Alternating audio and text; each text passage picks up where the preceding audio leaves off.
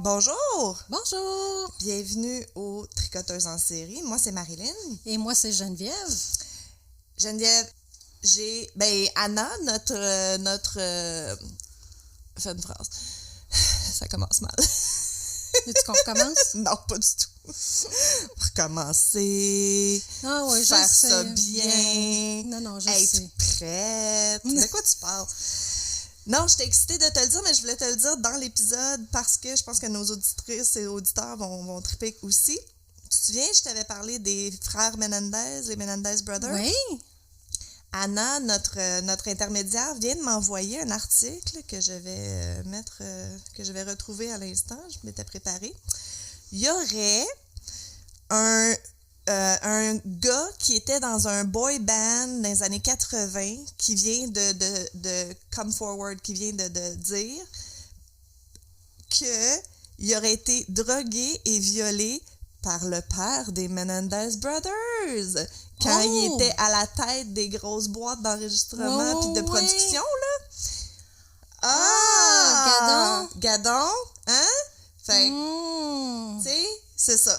Fait que, tu sais, quand on parlait que là, peut-être que, tu sais... Qu'il y avait peut-être de l'abus sexuel. Là. Oui, puis que, tu sais, si le procès avait été aujourd'hui, tu sais, l'abus sexuel des hommes, on en parle un petit peu plus, ça commence à être plus...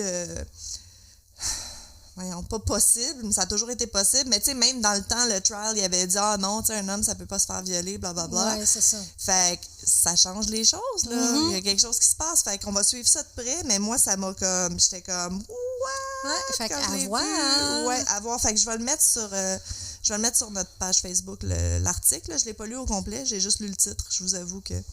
Mais c'est Roy Rossello. Il a 51 ans maintenant. Tu vois, c'est ça, hein? Quand c'est les hommes, là, c'est long puis c'est dur. En tout cas, moi, je l'admire énormément. Puis on croit les victimes, toujours. Fait qu'on croit les victimes. Moi, c'est quand ils disent que ça se peut pas 20 ans plus tard, que là, tout d'un coup, ils disent qu'ils sont agressés sexuellement. Oui. Oui, puis il faut que les circonstances soient là. Puis tu sais, 51 ans, tu sais, s'il y a eu des enfants, ces enfants sont plus vieux. Tu sais, tu veux pas dire ça quand tes enfants sont jeunes puis ils comprendront pas qu'est-ce qui se passe, tu sais. Mm-hmm. Surtout si ça va être comme dans l'œil public. Ouais, mais aussi, il faut que tu te sens prêt. Oui, puis je le crois que ça peut prendre 30, 40 ans avant de te sentir prêt, là, tu sais. Absolument. Fait que ça a été mon... exciting. Ben, pas exciting, là, pauvre gars, mais quand même. Qui aurait cru 30 ans plus tard qu'on aurait peut-être des dénouements dans ce cas-là? Ouais. C'est très cool. Je voulais remercier, on a des nouveaux contributeurs Patreon. Donc, vous savez vous êtes qui. On vous remercie énormément. Ça aide tellement. On est presque rendu à payer comme... le hosting du podcast mensuellement, là, c'est couvert. Fait qu'on va pouvoir continuer mais oui. le podcast.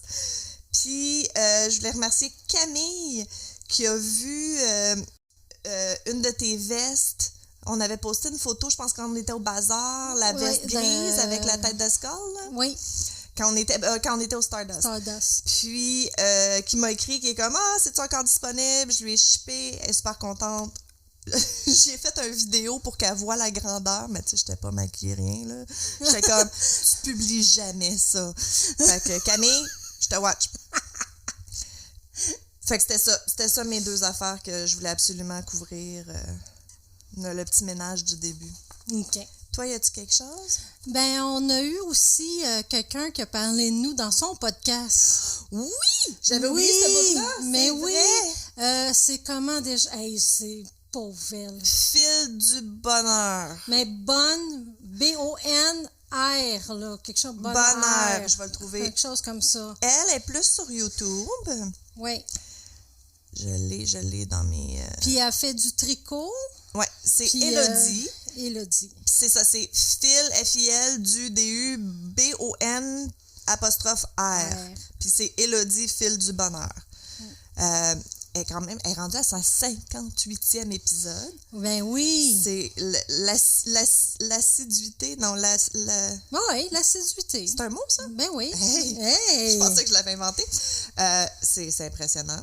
Ben oui. Elle semble être une petite Française, fait qu'elle a un bel petit accent cute. Oui. Mais, puis oui, si tu nous écoutes, Élodie, je voulais te féliciter pour ton poste. Félicitations, parce qu'elle vient d'avoir, je pense, sa permanence, ou elle vient de finir ses études, puis elle a eu son poste, là, de ce que j'ai compris vite. Donc, félicitations. Puis on va t'écouter. Moi, je vais t'écouter parce que moi, je fais du tricot, là, fait que je vais regarder ça. Ben, c'est ça, je te disais, regarde, parce que ça a l'air super beau ce qu'elle fait, là, c'est le fun. c'est ça. Puis je pense qu'elle est un peu comme nous, là, de la laine plus accessible, tu sais, des projets accessibles, là, c'est pas toutes des balles de laine à 50$, là. OK. Fait qu'un beau bonjour. Mais c'est ça, ça a l'air qu'elle nous a écoutés, puis elle a dit plein de belles choses. Écoute, moi puis Jenny, on en avait des frissons, là, c'est que... Mais oui. Elle a dit qu'on était professionnels, puis qu'on faisait nos recherches. Je suis pas sûre qu'elle écoutait le podcast. Je suis pas sûre qu'elle nous a écoutés pour vrai. Elle a dit, pas sûre. Alors, c'est une blague. Mais, fait qu'un gros merci. Ça fut beaucoup apprécié. Ouais, non, vraiment, ça fut beaucoup apprécié. C'est drôle de voir l'œil de l'autre, tu sais, l'œil... Oui, de quelqu'un d'autre, ouais. Parce que, tu sais, on a des fans en or qui nous trouvent bonnes, je comprends pas ça non plus, mais, tu sais, on a souvent des petits messages de « c'est beau les filles, merci ouais. ». Mais d'avoir quelqu'un qui décrit le podcast, c'est weird d'avoir comme la vision de quelqu'un d'autre. Oui, c'est parce que c'était notre première fois en plus pour que quelqu'un parle de podcast sur YouTube comme ça là. En tout cas qu'on sait là du moins. Oui, c'est ça qu'on a eu dire puis non c'était vraiment bien. Fait que merci beaucoup Élodie, puis on va te taguer dans l'épisode, puis vous irez voir ce qu'elle fait, c'est beau. Right. On a-tu d'autres ménages? Mais non. C'est déjà fini. C'est fini. Bon, ben écoute, bonne fin de journée tout le monde. Un petit ménage. C'était ça l'épisode. C'est fini. Non, c'est pas vrai. Toi, qu'est-ce que tu crochettes? Attends, non, mais j'avais une autre affaire. Ah! Book Club. Oui. N'oubliez pas le Book Club. C'est ça. Ça va être l'épisode du 6 juin. On est en train de lire Stranger Beside Me, un tueur si proche de Anne Rule. J'ai déjà des gens qui nous ont écrit encore une fois, « Hey, j'ai acheté mon livre, hey, j'ai commencé, blablabla. » Il est long, le livre. Si vous le lisez pas au complet, c'est pas grave. Ça va être quand même le fun quand on va en parler. Puis on vous volera pas le punch, là, on vous le dira pas qu'il meurt à la fin. Je t'aime, Marilyn, je t'aime. Okay, qui sait pas que notre body est exécuté, là, quand même. C'est comme un peu comme le Titanic, on s'en doutait un petit peu qu'il coulait, tu sais. Exact, c'est ça. Moi, j'étais jeune quand c'est sorti le Titanic, mais tu te souviens-tu, comme, il y avait des filets pour voir ce film-là, là, c'était la grosse affaire, mais je me souviens d'être sortie du film, d'avoir vu la file, puis faire comme, bateau cool à la fin. Je me trouvais très drôle dans ce temps-là. Je me trouvais très drôle. Bon, OK, qu'est-ce que je tricote? Ben là, c'est à mon tour de faire des Wild Oleander là, cette semaine. Ah. Juste parce que tous mes autres projets sont trop complexes pour faire en jasant. Mais différentes laines. Tu vois, toi, la semaine passée, tu étais en train de le faire pas la semaine passée, la dernière fois en DK, là, le nouveau Deramore qu'on est en train d'essayer, la nouvelle laine. Moi, je suis retournée à mes racines, ma préférée en Red Heart, mais Red Heart fait une laine ombrée qui est hallucinante. J'ai fait des couvertures en ombré, tu sais, ma turquoise, là. Ah oui! C'est ça. C'est vraiment un beau changement de couleur graduel. Tu sais, des fois, il y a des ombrés. Il y a des teintes de gris, mais il y a des teintes comme de lilas, on dirait. Ah, ils sortent plein de couleurs différentes. Beau, mais c'est ça. La ombre, ils font une rose, une turquoise. Là, les deux qu'on a de la misère à avoir au Canada, moi, je les ai achetés quand je suis allée aux États-Unis, là, quand je suis allée voir Beetlejuice. C'est Apple qui fait comme un dégradé de vert. Puis là, je suis dans le anthracite. Ah, ben oui, j'ai perdu. Anthracite. Oui, anthracite, qui est un gris qui passe vraiment du petit gris pâle au gris foncé smoky, là. Mais c'est ça, les transitions sont super belles. On va vous mettre des photos. Puis c'est ça, quand on fait les Wild Oleander soit en stripes, toi, t'as le Phoenix qui est malade. Ouais. En stripe noir ou en ombre et noir, là, ça se vend toujours super bien. Les mauves que j'ai faites, écoute, ils partent magnifiques au début de la journée. Fait encore une fois, dans nos meilleurs vendeurs, quand l'épisode va tomber, on va avoir déjà fait le marché. Mais ça, nous, on a un marché en fin de semaine. Fait notre dernier de l'année, Pas de l'année. Excuse, de la saison. De la Je saison. me trompe tout le temps. L'année, c'est pas de septembre à mai, c'est pas de même ça marche? Non. L'année de crochet, c'est ça. L'année de crochet. L'année de crochet, de septembre crochet à mai. et tricot. Ouais, fait que nos derniers bazars, puis après ça, c'est fini. On se met sur la production pour la saison de Noël. Mais oui! Pour les tricoteuses, Noël commence en juin. Excusez, bon. Puis moi, ben, j'étais en train de faire... Là, je me suis dit, je vais m'essayer parce qu'il faut que tu calcules quand même pas mal. La dernière fois aussi, tu avais des comptes, tu avais ta petite feuille. Oui, j'avais ma petite feuille et tout, mais là, c'est mon Charles à tête de squelette. Puis Okay. il est déjà vendu, celui-là. Oui, exact. Fait que je le fais mais, avec de la laine impeccable de Walmart. Michaels, excusez. Michaels, oui. Et puis, c'est la première fois que je la prenais, puis ça sera pas la dernière. Non, t'as aimé ça, Adam? Oui, elle a une petite élasticité dedans, puis elle va vraiment bien accrocher. OK, Puis, OK. Non, vraiment, je l'aime beaucoup pour... j'ai hâte de voir le résultat final, là. OK. Mais jusqu'à présent, j'aime bien gros. Ah, mais montre-le un petit peu, là, si jamais on poste les vidéos, là. Ouais, C'est voilà. ça. Les chars squelettes, ça, c'est notre autre item qu'on peut pas garder en stock, là, veut dire... Non, c'est ça. J'ai de la misère à fournir. Oui, non, effectivement. Là, j'ai mis quelqu'un sur les yeux, parce qu'il faut que tu fasses les yeux séparément. C'est ça, t'as ta personne qui fait tes yeux puis ta frange. Oui, j'ai quelqu'un... bonjour Christiane, qui fait ma frange puis mes yeux. Merci, Fait Christiane. que, merci beaucoup, beaucoup, beaucoup, beaucoup. Ah, c'est-tu la même Christiane qui est super fine qui partage toujours nos affaires? Ah, merci, Christiane. Oui, c'est la même Christiane. Et Christiane est super dévouée à partager tous nos posts sur la page de Tricoteuse en série. J'apprécie énormément, Christiane. Tu peux pas savoir à quel point ça aide, là, sérieusement. Ça fait toute la différence. Dans l'algorithme de Facebook, là, s'il y a des gens qui commencent à partager des affaires, là, c'est fou la différence, les chiffres de gens qu'on rejoint, tu sais. Fait que merci, Christiane, on apprécie. Fait que c'est pas mal ça. Mais oui. Fait que qui commence cette fois-ci? Hey, qui a commencé la dernière fois? En tout cas, Dernier épisode qu'on a enregistré, c'était un bonus, fait que ça compte pas. L'autre avant qu'on a posté, j'étais malade, fait que ça compte pas. fait que, Simonac, je me souviens veux-tu pas. que je commence? C'est comme tu veux. Ben oui, il me semble que ça fait un bout que j'ai pas commencé. Moi, je vais me fâcher pendant mon cas, fait que t'es aussi bien de commencer. Ah me fâcher oui, plus comme tard. ça, tu vas pouvoir... Je finirai fâchée. ouais. Je finirai fâchée, puis c'est pas Je grave. finirai fâchée avec toi. OK. Fait que mon cas est québécois cette fois-ci. Oh, we're going local. We're going local. Quand j'ai vu sa photo, j'ai fait « Ah oui, je me souviens d'elle! » Mais je pensais que c'était... que ses enfants avaient été kidnappés. Ah, OK. Mais c'est pas ça. C'est pas celle-là? Fait que j'ai fait « OK, ben je vais regarder le sujet de bord parce que sa photo me dit quelque chose. » Fait que je veux savoir... C'est quoi l'histoire? C'est quoi l'histoire? Okay. C'est l'histoire de Mélanie Alix. A-L-I-X. Dans quelles années, à peu près? Ben, tu vas voir. Excuse. OK, vas-y, je te laisse. J'ai trouvé peu de choses sur Mélanie Alix. Okay. Vraiment, là, j'ai fouiné. Mon mari m'a aidé. Ça a été dur. Mais ça a été vraiment, vraiment dur parce que c'est québécois. Mm-hmm. Ça a été dans les années 2000-2001. Ah, OK. Fait que Internet commençait. On était seulement à ses débuts.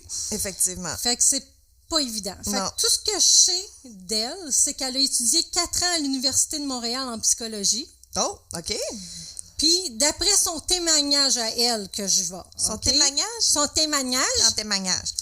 Elle aurait été abusée sexuellement par son grand-père enfant. Puis, par son frère à l'adolescence. Elle aurait été... Ouais, elle aurait été violée puis abusée par son ex. Puis elle dit qu'elle a vécu de la torture aux mains des policiers. Pauvre petit minou. Fait que disons qu'elle a pas eu facile. Si tout ça est vrai... On croit les victimes. On croit les victimes? On croit les victimes. OK, bon. Mais c'est pas la victime, c'est la meurtrière. Ouais, mais quand même. Mais elle a été victime. Ouais. C'est ça. On sait le trauma, qu'est-ce que ça fait. Des fois, tu vires bien, des fois, tu vires pas bien. C'est ça. Fait que le 31 janvier 2001, Francine Lévesque, 52 ans, qui est en chaise roulante, périra dans l'incendie de sa demeure à l'Acadie. Sa petite fille échappe à la mort lorsque Mélanie, sa mère, la jette par la fenêtre du 2e étage. Holy crap! Ouais. OK, elle, instinct de survie, a crissé son kid, défenestré son enfant. Oui, exact. En premier, le coroner pense que c'est un incendie dû à une cigarette. OK. Le 31 décembre 2001, soit... c'est pas décembre, c'est janvier. OK. Vers 22h50, soit plus de 6 heures après le décès tragique de sa mère, Mélanie Alix a l'appel au poste de police pour s'informer de l'état de santé de sa mère. OK.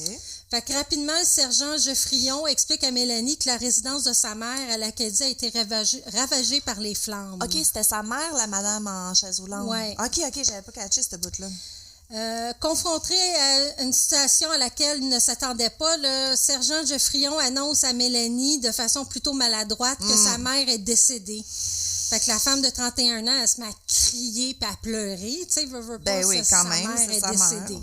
12 mai 2003, le fils de Mélanie cette fois-ci, Mathis Alix Leblanc, 1 an, périt dans l'incendie de la maison familiale de Saint-Blaise-sur-Richelieu. Sa fille de 2 ans survivra. Il a tout fait que ses filles veulent survivre toujours. C'est ça, les enfants, ils se font pitcher par les fenêtres, mais ils survivent. Oui.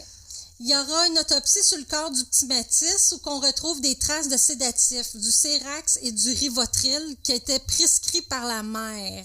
Ça a été prescrit à la mère. C'était la médication de la... OK.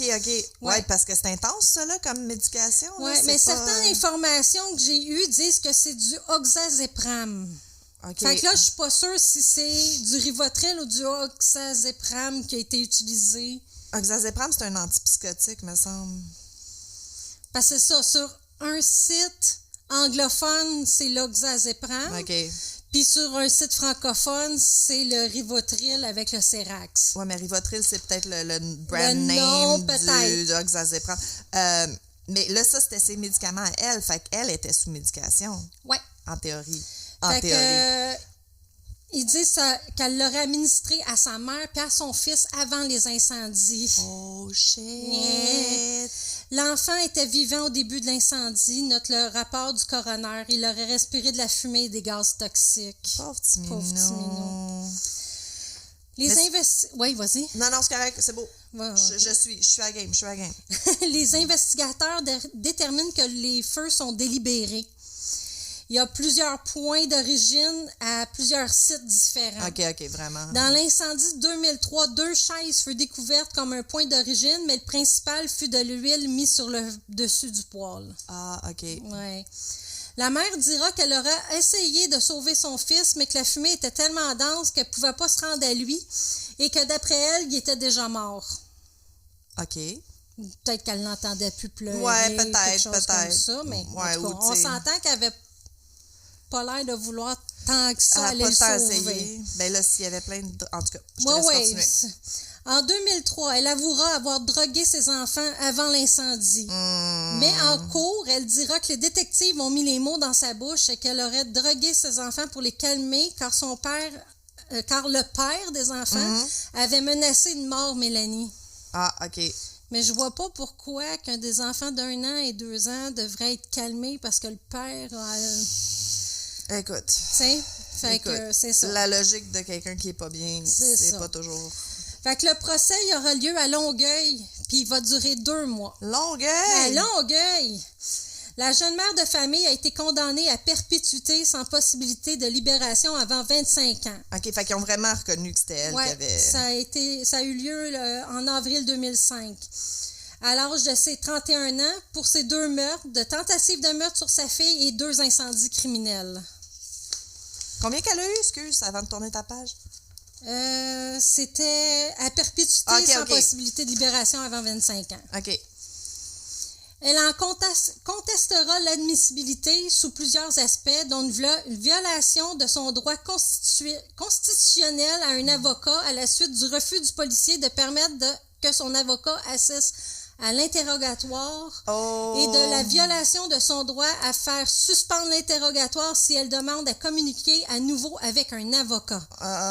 Fait que l'avocat lui serait refusé, j'imagine, durant l'interrogation, puis ça, Écoute, mais c'est drôle que tu dises ça parce que j'ai lu récemment, c'était en anglais, là, fait que je sais pas si je vais réussir à traduire, mais de dire,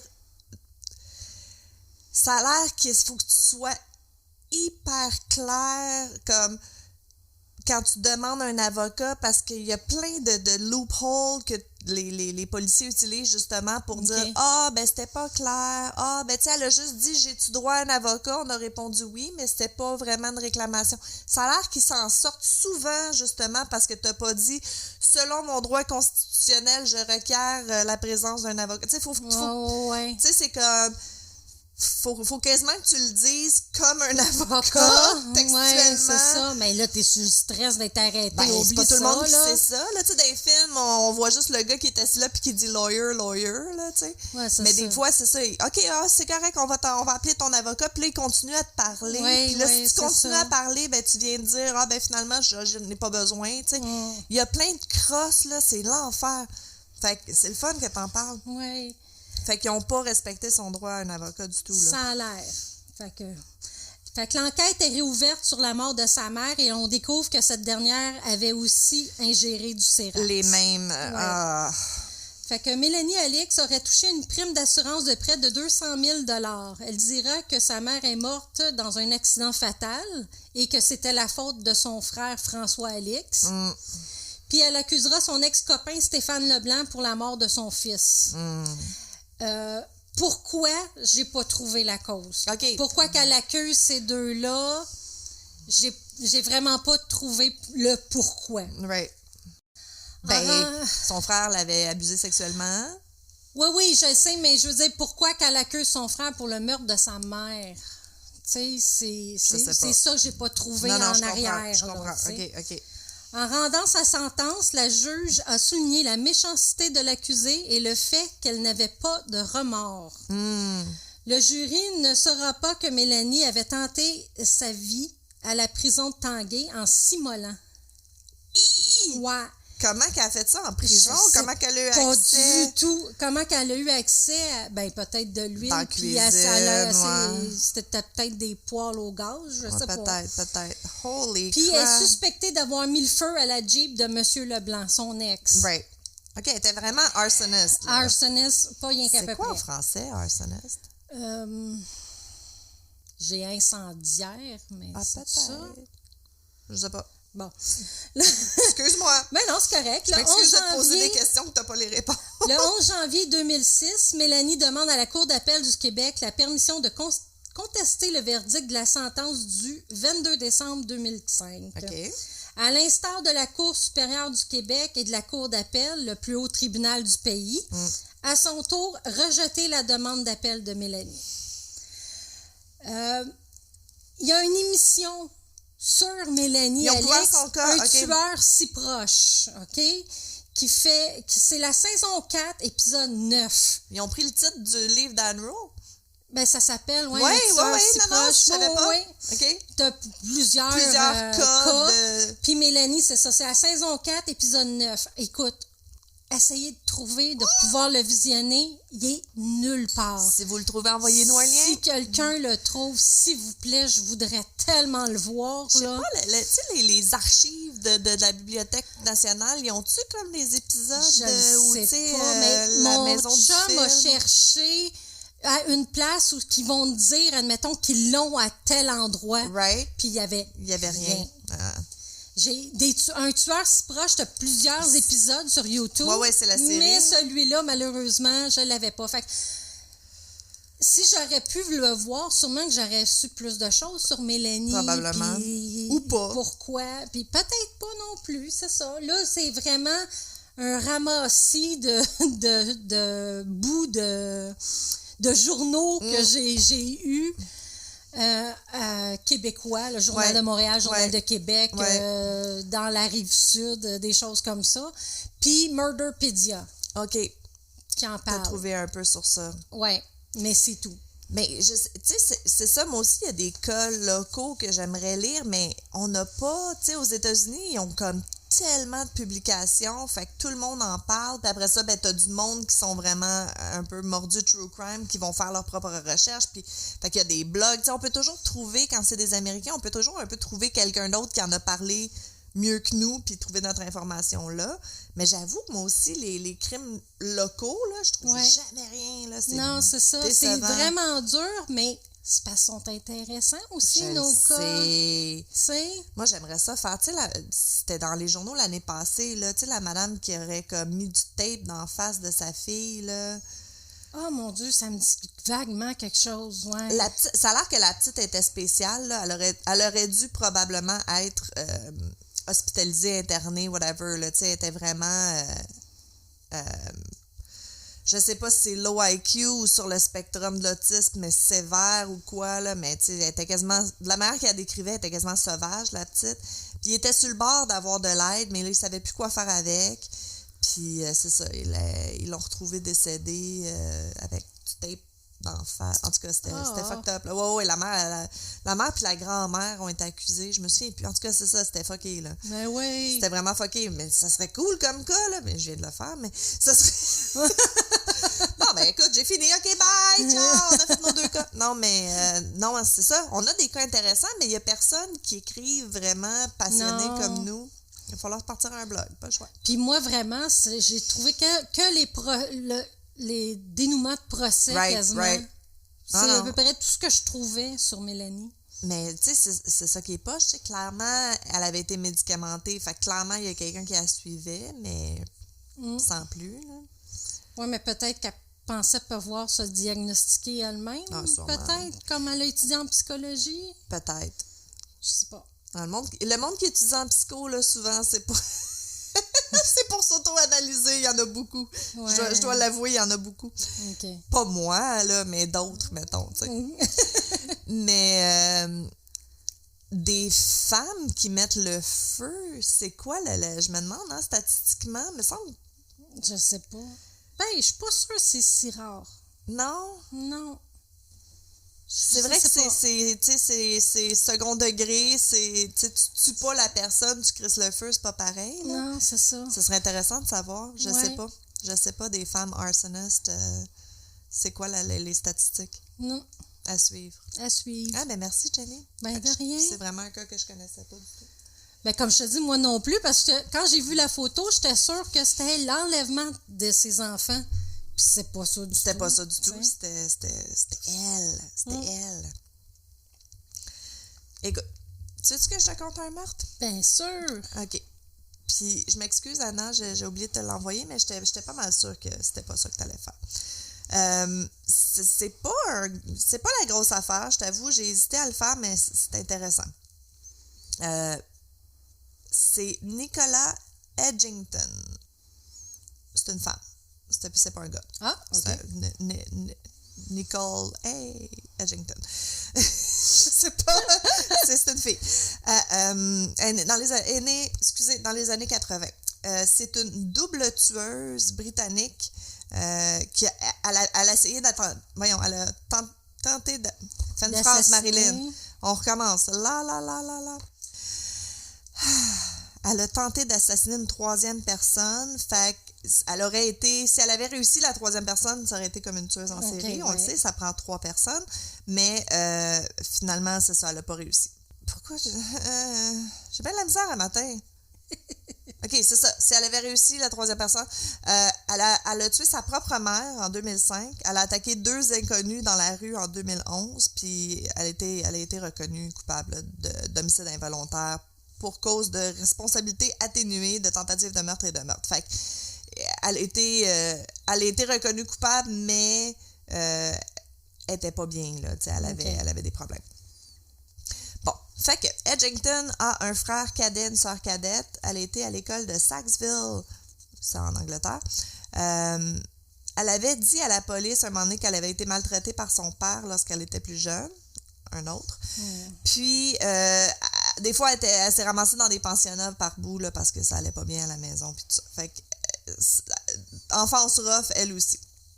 Elle a travaillé comme coiffeuse, comme vendeuse, puis à 17 ans, elle a fait une fausse couche de jumeaux parce que son chum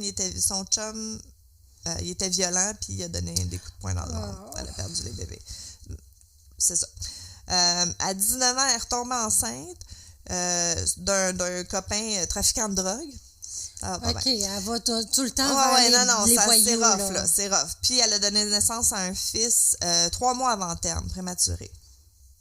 La mère de Nicolas, elle s'appelle Marion. Elle l'a aidé à s'occuper du bébé, puis éventuellement, elle a confié le petit garçon à une famille d'accueil. Au moins, elle a réalisé qu'elle n'était pas capable d'en prendre soin. Là. Elle était trop poquée. Finalement, elle a épousé un homme jamaïcain qui est le père de son autre fils. Puis, ce fils-là aussi a été pris en charge par l'État, puis finalement envoyé en Jamaïque par son ex-mari dans la famille en Jamaïque. OK. Encore une fois, qui n'est pas une mauvaise chose. Fait que, le 4 novembre 2005... Elle s'est retrouvée orpheline, fait que... après ce qu'elle va faire, j'imagine. Oui, c'est ça, tu sais, clairement, tu sais, ça montre juste qu'elle est clairement pas en état de prendre soin de des enfants, puis fait que tant mieux qu'ils ont été placés, ils ont peut-être une meilleure chance. Fait que le 4 novembre 2005, Edgington a poignardé sa mère de 60 ans, Marianne. Elle l'a poignardée 9 fois. Puis, en octobre 2006, elle a été reconnue coupable de ce meurtre-là, mais elle a été reconnue coupable d'homicide involontaire. Fait que le involontaire, c'est en raison d'une responsabilité réduite, là. Elle avait des diagnostics de schizophrénie, trait de personnalité limite, puis qu'elle était émotionnellement instable. Elle a été détenue indéfiniment. Là-bas, ils ont une loi qui dit que, justement, si tu as des problèmes de santé mentale, la sentence est indéfinie et ou jusqu'à temps que si tu suis un traitement qui réussisse à te rétablir, tu sais, mettons qu'ils te médicamentent comme faut, puis tu fais de la thérapie, puis tout ça, puis qu'ils jugent que t'es pas pire, là, tu peux être relâché. Fait que, justement, elle a été, après un traitement puis une évaluation psychiatrique, elle a été libérée sous condition en septembre 2009. Fait que, meurtre en 2005, elle a fait 3 ans, exact. Puis, elle a emménagé dans un appartement à Greenwich. Fait que je pense que c'était un genre de programme. Tu sais, des fois, il y a des appartements, là, t'es avec d'autres mondes qui suivent des traitements puis ils te suivent. Là, ça semblait être ça selon ce que j'ai lu. Septembre 2011, Edgington, elle envoie un message sur Facebook à son frère disant que elle recevait pas l'aide qu'elle avait besoin, qu'elle s'ennuyait de sa mère, puis qu'elle venait de faire une fausse couche. Elle a laissé son numéro de téléphone à son frère, mais elle lui a demandé de pas le dire à leur père, parce qu'il avait abusé d'elle, qu'elle avait pris contact avec lui. Son frère lui a répondu qu'elle avait tué leur mère, c'est lui qui avait trouvé le corps, que la fausse couche, c'est une bonne nouvelle, puis qu'elle devrait se suicider en se coupant les poignets. Oh! Fait que, tu sais, premier appel Elle a quand même tué leur mère. Oui, elle a quand même tué leur mère, mais tu sais, si elle est schizophrénique solide, là, veut dire... C'est vrai qu'elle savait pas ce qu'elle faisait. Il a le droit d'être fâché, mais là, tu sais, de dire de se couper les poignets, c'est un peu, je trouve ça un peu rough, là. Mais c'est ça. Fait que semi-premier appel à l'aide, comme, écoute, j'ai pas l'aide que j'ai besoin, ça va pas bien.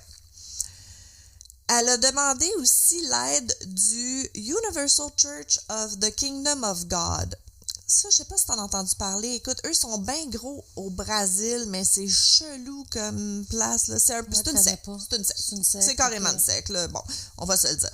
Fait que, elle s'était tournée vers la religion un peu en se disant, regarde, je vais pas bien, je vais peut-être avoir de l'aide là.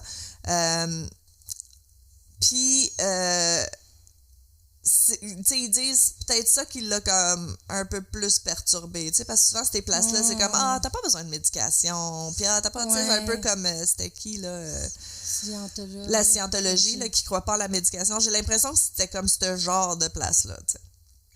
Fait que les 6, 7 et 9 octobre, 3 jours presque consécutifs, Edgington a contacté la police à plusieurs reprises par téléphone et une fois même en personne. Elle disait qu'il y avait du monde qui la menaçait de mort, puis elle a même nommé comme une personne, là. Fait que c'était pas des hallucinations, là. Ben, peut-être, mais elle avait une personne spécifique qu'elle sentait threatened, qu'elle sentait menacée. Puis que aussi, il y avait comme deux gars à coke qui refusait de quitter son appartement puis qui avait peut-être volé de ses affaires. Initialement, l'appel avait été classé comme étant grave puis ça nécessitait la présence de la police, mais il n'y a pas de police qui ont été envoyées. Le matin du 10 octobre 2011, Eddington a plaidé à plusieurs reprises auprès de la police puis des services de santé mentale locaux pour qu'ils la détiennent physiquement. Parce qu'ils ont les pouvoirs légaux de le faire. Ouais. Elle dit, garde, ça va pas bien, j'ai l'impression que je fais un autre épisode psychotique. Elle leur a dit, j'ai déjà tué ma mère, je me sens dans le même feeling présentement. Puis qu'elle avait peur, là, tu sais, qu'elle pourrait être dangereuse. Puis ça a l'air que la police l'ont amenée à l'hôpital Queen Elizabeth, mais ils l'ont comme laissée dans la salle d'attente avant qu'elle soit admise. Le personnel psychiatrique, ils ont décidé qu'ils l'admettraient que sur une base volontaire. Okay. Malgré que son profil, dans son plan de soins à l'hôpital, il disait qu'elle était à risque puis que c'était tu sais, qu'il y avait un élément de dangerosité. C'était écrit dans son dossier psychiatrique, là. Mais ils ont fait comme, oh non, mais tu sais, c'est voluntary admission, là. Ils vont pas la détenir contre son gré.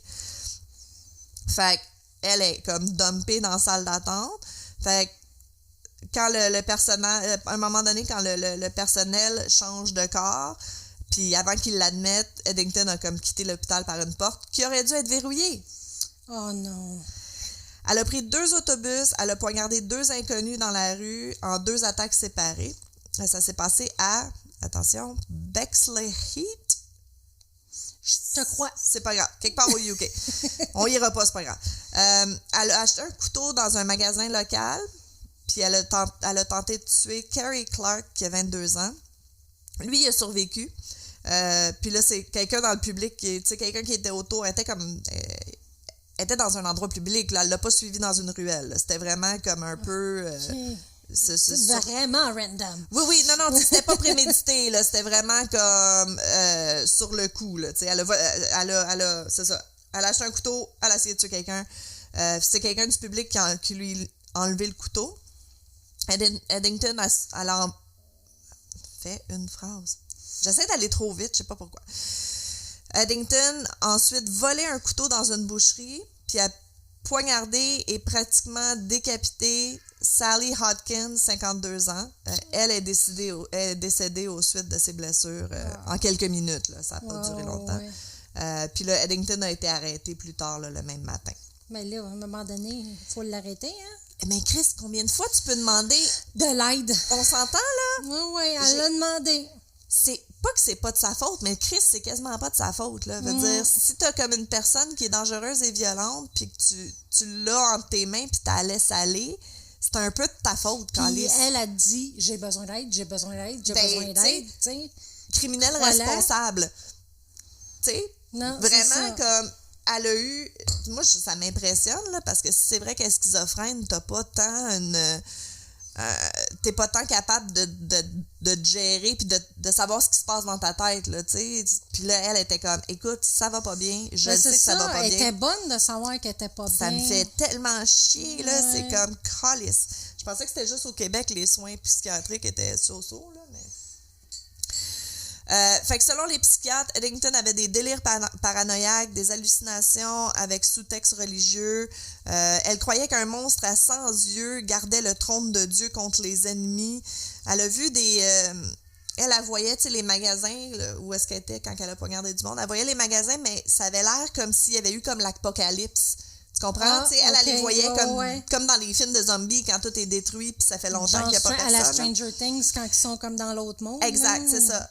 Puis elle croyait que Jésus était revenu pour sauver les âmes de tout le monde sauf la sienne. Ce qu'elle pouvait pas comprendre parce qu'elle aimait Dieu.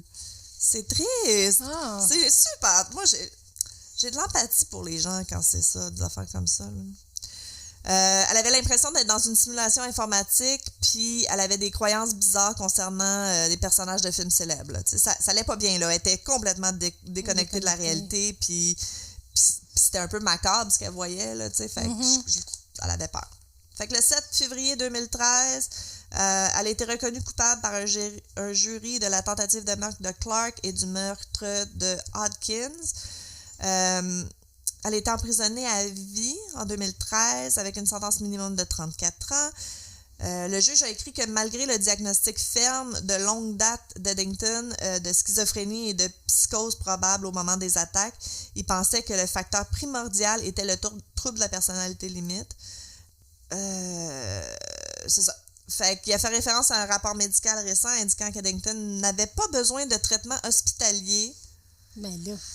Même si Eddington a cherché à plusieurs reprises de se faire arrêter par la police ou les services médicaux avant ses actions, le juge a déclaré que le meurtre avait été prémédité d'une manière qui montrait un cours cohérent et calculé de conduite criminelle.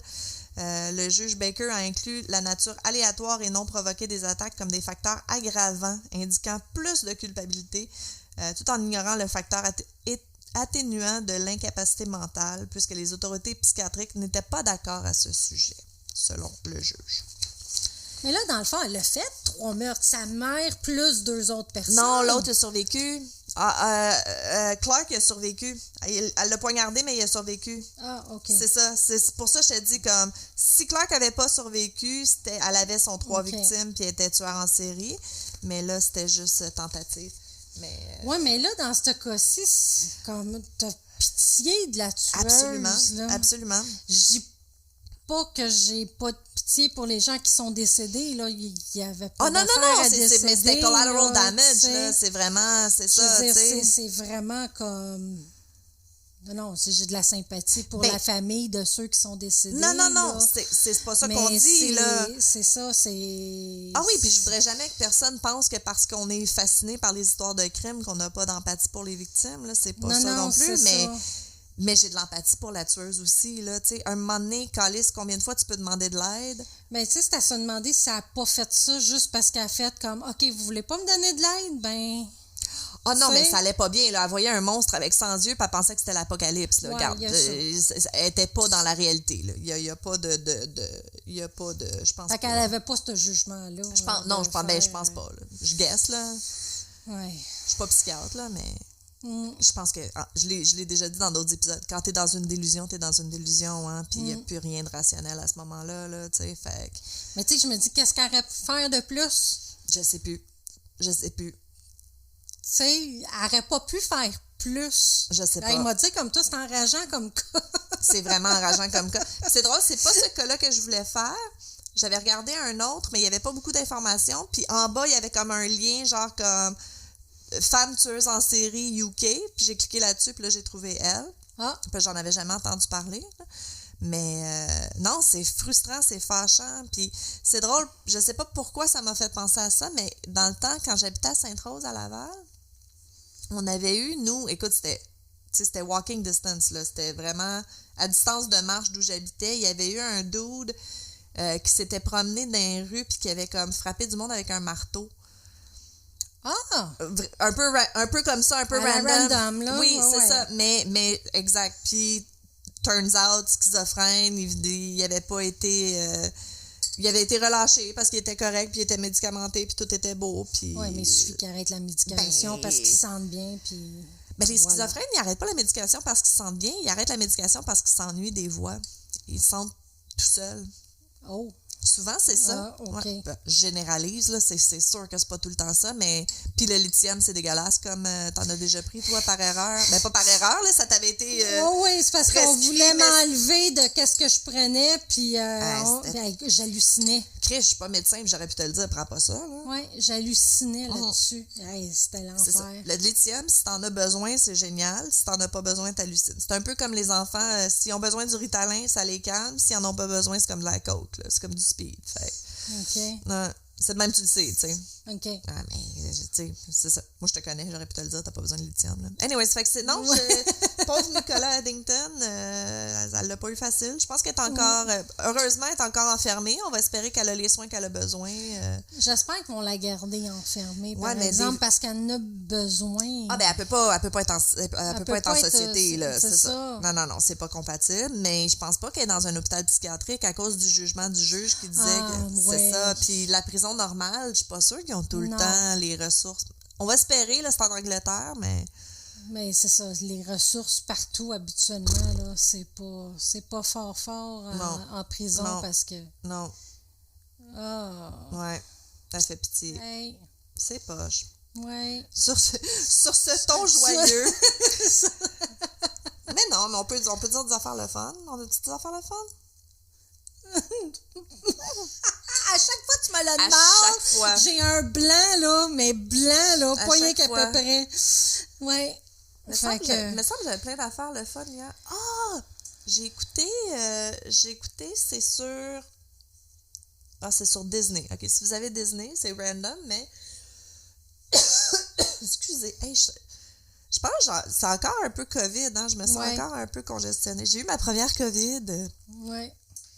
Ça s'appelle Pretty Baby. C'est l'histoire de Brooke Shields. À regarder. C'est elle qui raconte sa propre histoire. Là. C'est ça que j'ai aimé. C'est pas comme un documentaire que c'est du monde random qui ont fait. Là. OK. C'est assez fucké, man. T'sais, ses premiers rôles. Oh, là, elle l'a pas eu facile, elle non plus. Elle l'a pas eu facile, elle non plus. Mère alcoolique, rôle. Écoute, elle avait des rôles avec de la nudité à 11 ans, là, puis à 15 ans, là, c'est intense. Mais c'est très drôle parce que il y a comme des experts en féministes, en sexualité, blablabla, qui parlent à travers de ça. Et une des expertes, c'est Deborah Tolman, et c'était ma superviseure de maîtrise. Ah! Ouais, fait que j'ai vraiment eu le mime voyons, Leonardo DiCaprio, là. Le mime qui pointe la télé, j'ai vraiment fait comme hey, je la connais elle. Fait que j'ai écrit, je la suis encore sur Facebook, là, j'ai comme c'était vraiment cool de voir ta face.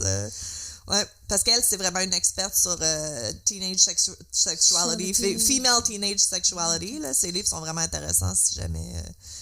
Deborah Tolman. Fait que ça, c'est mon petit. Rappelle le titre? Pretty Baby, l'histoire de Brooke Shields. Moi, je l'ai regardé sur. Brooke Shields ou. Oui, Brooke Shields. Ah, Brooke Shields. Tantôt, t'as dit. Brooke Shields. Oui, non, il me semble que t'as dit un autre nom. Ah, ça se peut. C'est Brooke Shields. Brooke Shields, y'all. OK. Toi, tu pensais à Cindy Crawford? Non, je pensais à celle qui a fait E.T., là. Ah, mais elle est là, elle parle, elle aussi. Drew Barrymore. Drew Barrymore. Elle aussi, je pense pas qu'elle a fait de rôle.